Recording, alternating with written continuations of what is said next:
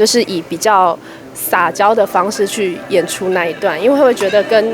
赵小温这个角色的落差会比较大，然后再加上自己跟刘书宏的一些即兴的一些小火花，就会觉得其实演起来非常的舒服，然后整个成效出来大家很喜欢，我也非常的开心，对，很受宠若惊啦。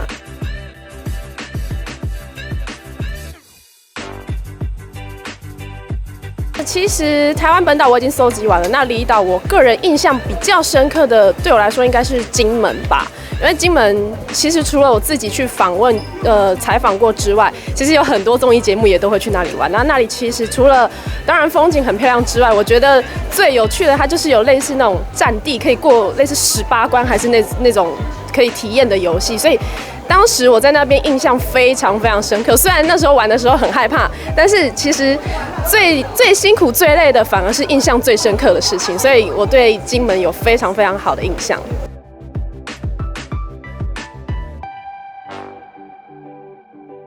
就是以比较撒娇的方式去演出那一段，因为会觉得跟赵小温这个角色的落差会比较大，然后再加上自己跟刘书宏的一些即兴的一些小火花，就会觉得其实演起来非常的舒服，然后整个成效出来大家很喜欢，我也非常的开心，对，很受宠若惊啦。那之后还会有什么突破吗？当然之后也会有一些属于赵小温的战袍，对，会在比较后面一点的集数，然后请大家期待一下赵小温跟张韶洋的一些邂逅吗？对，两个人的不一样的发展。那在就是现实生活中，你的男神，我的男神啊，哇，这样子讲，如果讲我爸会不会太那个？不行，是不是？好。其实我很欣赏会唱歌的男生，然后我的那个手机的音乐软体的歌单里头一定会有韦礼安，对，因为我觉得他就是唱歌非常的深情，然后笑起来也非常的阳光，然后其实我听他的歌，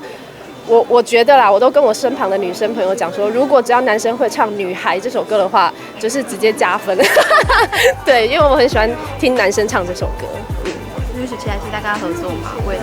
你说韦礼安吗？对啊，MV 或是。非常希望因为其实我现在尝试过很多不同的演艺圈的工作，像是外景啊，然后主持啊，现在拍戏等等。但是其实老实说，我还没有拍过 MV 从来没有，所以我非常希望可以尝试各式各样不同的 MV。对。